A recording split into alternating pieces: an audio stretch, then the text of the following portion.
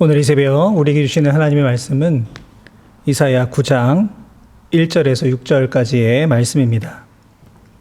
이제 말씀을 받들어 봉독하겠습니다. 전에 고통받던 자들에게는 흑암이 없으리로다. 옛적에는 여호와께서 스불론 땅과 납달리 땅이 멸시를 당하게 하셨더니 후에는 해변 길과 유단 저쪽 이방의 갈릴리를 영화롭게 하셨느니라. 흑암에 행하던 백성이 큰 빛을 보고 사망의 그늘진 땅에 거주하던 자에게 빛이 비치도다. 주께서 이 나라를 창성하게 하시며 그 즐거움을 더하게 하셨으므로 추수하는 즐거움과 탈취물을 나눌 때의 즐거움같이 그들이 주 앞에서 즐거워하오니 이는 그들이 무겁게 맨 멍에와 그들의 어깨의 채찍과 그 압제자의 막대기를 주께서 꺾으시되 미디안의 날과 같이 하셨음이니이다. 어지러이 싸우는 군인들의 신과 피 묻은 겉옷이 불의 섭같이 살라지리니 이는 한 아기가 우리에게 낳고 한 아들을 우리에게 주신 바 되었는데 그의 어깨에는 정사를 메었고 그의 이름은 기묘자라 모사라 전능하신 하나님이라 영존하시는 아버지라 평강의 왕이라 할 것임이라. 아멘. 이 시간 메시아 예수 그리스도라는 제목으로 함께 은혜 나누겠습니다.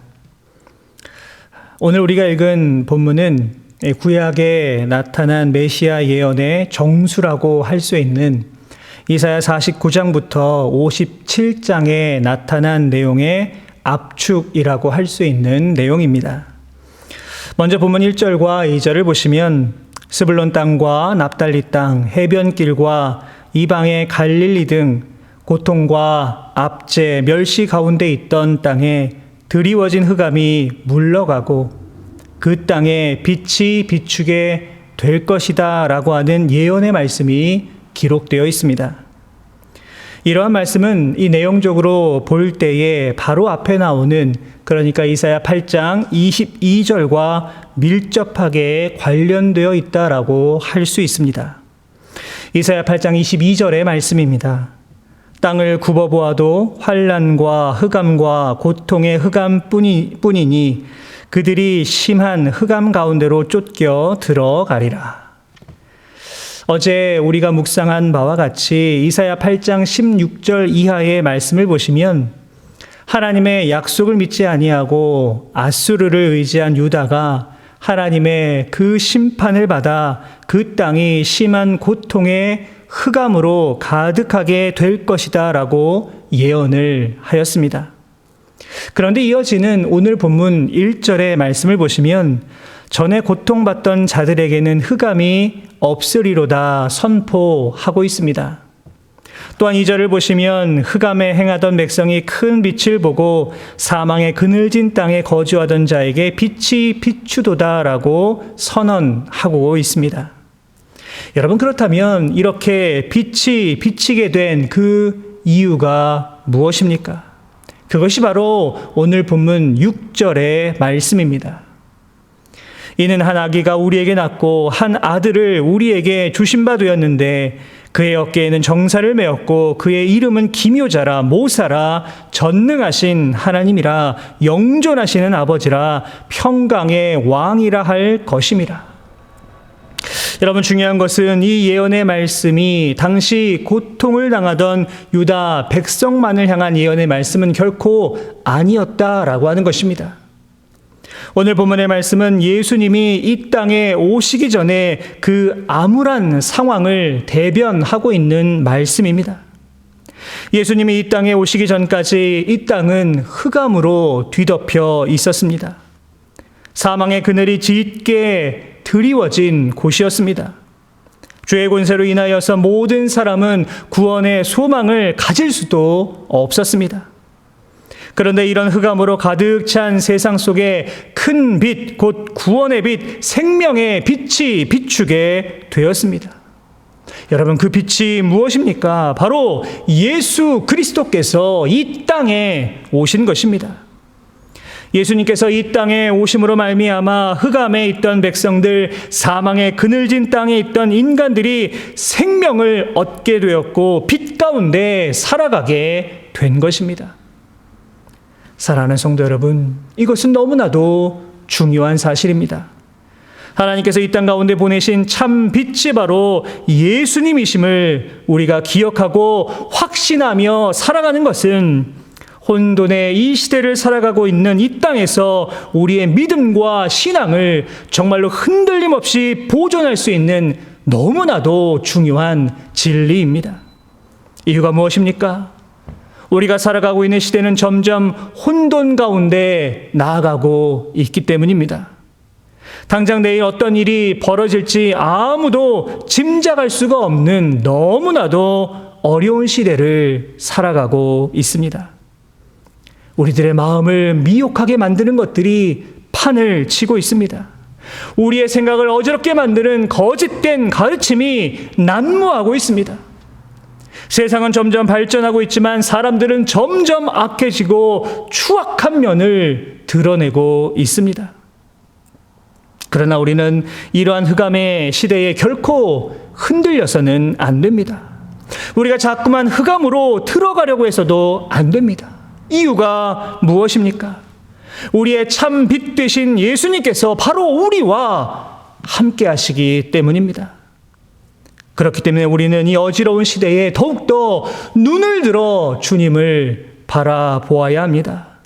주님을 붙들고 나아가기 위하여서 최선을 다해 노력해야만 합니다.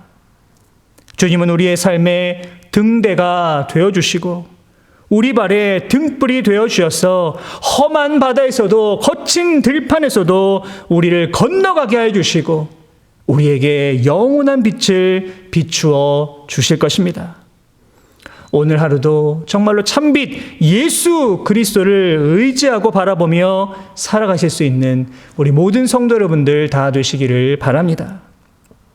특별히 보면 6절을 보시면 한 아기 한 아들이라고 하는 표현을 사용하고 있습니다. 무엇을 의미하는 것일까요? 그것은 이 땅에 오실 메시아가 바로 완전한 인간의 모습으로 오신다라고 하는 것을 말해주고 있는 겁니다. 이 땅에 오실 메시아는 다윗의 자손으로 오시는 완전한 인간입니다.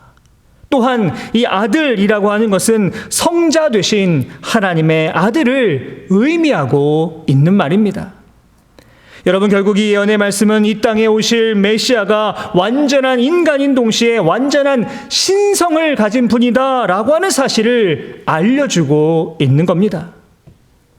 이와 같은 사실을 통해 우리는 우리 인간을 구원하기 위한 하나님의 놀라운 계획을 알 수가 있습니다. 아담과 하와의 범죄함으로 인하여서 죄가 이 세상 가운데 들어온 이후에 모든 인간은 다 원죄를 가지고 태어나게 되었습니다. 이 죄로 인하여서 인간과 하나님은 점점 멀어지게 되었고 죄악에 물든 인간이 구원을 받기 위해서는 이 죄의 문제를 완벽하게 해결해야만 했습니다. 문제는 그 어떤 인간도 이 죄에서 자유로울 수가 없다는 것입니다. 죄에 있는 사람이 다른 사람의 죄를 대신 감당한다라고 하는 건 말이 되지 않는 것이었습니다. 다시 말해서 이 죄의 문제를 해결할 수 있는 사람은 히브리서 7장 26절의 말씀처럼 거룩하고 악이 없고 더러움이 없고 죄인에게서 떠나 있어야 하는 것입니다.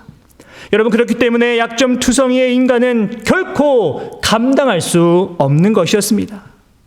결론은 오직 하나님께서 인간의 몸으로 이 땅에 오셔서 인류의 죄를 대신하여 죽으셔야만 이 문제를 완전하게 해결할 수 있는 것입니다. 결국에 이 모든 조건을 만족시킬 수 있는 성자 예수님께서 저 높고 높은 보좌를 버리시고 낮고 천한 이 땅에 인간의 몸으로 오셨던 것입니다. 여러분, 특별히 우리는 이 모사라고 하는 말에 더욱 주목해야만 합니다. 모사란 이 카운슬러를 뜻하는 말입니다. 다시 말해서 상담자, 조언자, 가르치는 자라고 하는 뜻입니다.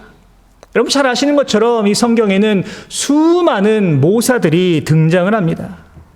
그런데 이러한 모사들은 크게 두 부류로 나눌 수 있습니다. 악하고 어리석은 모사와 선하고 지혜로운 모사입니다. 그래서 우리가 어떠한 모사를 만나느냐, 이것은 너무나도 중요한 일이지요.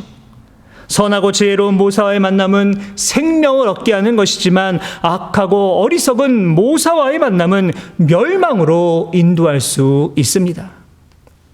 솔로몬의 아들 르호보암의 사건이 가장 좋은 예가 될 수 있을 것 같습니다. 솔로몬의 아들 르호보암이 이스라엘의 왕권을 이어받았을 때에 백성들은 르호보암을 찾아와서 간구합니다. 솔로몬 시대에 부과된 이 고역과 멍해를 조금 가볍게 해달라라고 하는 것이었습니다. 이에 르호보암은 솔로몬을 보좌했던 지혜로운 이 원로들을 찾아가서 자문을 구했지만 이들의 조언을 무시하고 함께 성장한 젊은 친구들의 의견을 따라서 백성들에게 더 심한 노역을 부과하였습니다. 결국 이 일은 이스라엘이 남북으로 나뉘는 결정적인 계기가 되고 말았습니다. 이처럼 어떤 사람을 모사로 만나느냐라고 하는 것은 인생에 있어서 너무나도 중요한 과제라고 할 수가 있습니다. 여러분, 우리도 다 마찬가지입니다.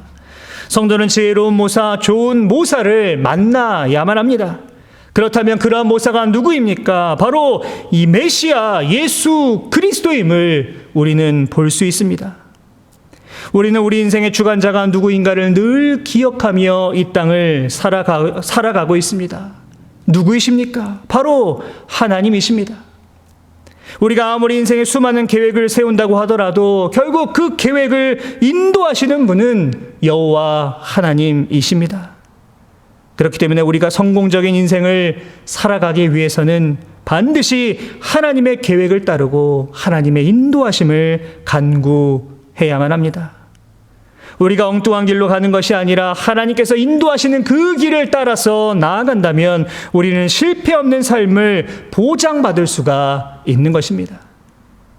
이 땅에 메시아로 오신 예수님께서는 마태복음 11장 28절 말씀을 통하여서 수고하고 무거운 짐진 자들아 다 내게로 오라, 내가 너희를 쉬게 하리라 분명히 말씀해 주셨습니다. 사랑하는 성도 여러분, 우리는 오늘 메시아 되신 예수님을 다시금 바라볼 수 있어야만 합니다. 예수님은 신성과 인성을 동시에 가지고 계신 분임을 우리는 결코 부정해서는 안 됩니다. 수많은 사람들이 예수님의 인성 혹은 신성만을 강조하면서 이 진리를 왜곡시켜 왔습니다. 수많은 이단들이 바로 여기에서부터 시작되었음을 우리는 너무나도 잘 알고 있습니다. 그러나 성경은 분명히 말하고 있습니다. 예수님은 완전한 인간인 동시에 완전한 하나님이십니다. 우리가 만약 이 사실을 부정하거나 부인하게 된다면 성경 전체를 부인하는 것이고 예수님의 그 모든 구속사역을 다 부정하는 것입니다. 무엇보다 우리는 우리의 모사 되시는 예수님을 더욱 의지해야만 합니다. 우리는 인생을 살아가는 동안 정말 수많은 결정을 하게 됩니다. 그런데 지혜로운 결정을 한다는 것, 이것은 결코 쉬운 일이 아닙니다. 그렇다면 이 지혜는 어디에서 배울 수 있을까요? 바로 메시아 되신 예수 그리스도입니다. 예수님께서는 우리들의 가장 좋은 모사가 되어주십니다. 바라기는 여러분, 이 땅에 오신 예수님의 그 참된 모습을 여러분 온전히 바라보시고 우리의 인생을 온전히 예수님께 맡길 수 있음으로 말미암아 누구보다도 지혜로운 인생을 살아가시고 또 이 땅 가운데 언제나 주님 붙들고 나아가심으로 말미암아 승리하며 나아가실 수 있는 저와 우리 모든 성도 여러분 되시기를 주님의 이름으로 축원합니다. 기도하겠습니다. 살아계신 하나님 아버지, 은혜와 사랑에 감사를 드립니다. 하나님의 은혜 가운데 오늘도 이 땅 가운데 살아갈 수 있도록 우리들의 삶을 인도하여 주신 은혜에 감사를 드립니다. 이 시간 흑암에 둘러싸인 이 땅 가운데 생명의 빛, 구원의 빛으로 오신 우리의 메시아 예수 그리스도를 다시금 바라보며 나아갑니다. 우리의 죄를 구원해 주시기 위한 완전한 인간의 몸을 입고 오신 예수님을 늘 기억하며 살아가게 하여 주시고 무엇보다 우리의 진정한 모사가 되어주시는 예수님을 더욱 의지하며 예수님께 더욱 인도함을 받아 순종하며 나아갈 수 있는 우리들의 삶의 모습 다 되게 하여 주옵소서. 이 모든 말씀 우리 주님 예수 그리스도의 이름으로 기도하옵나이다. 아멘.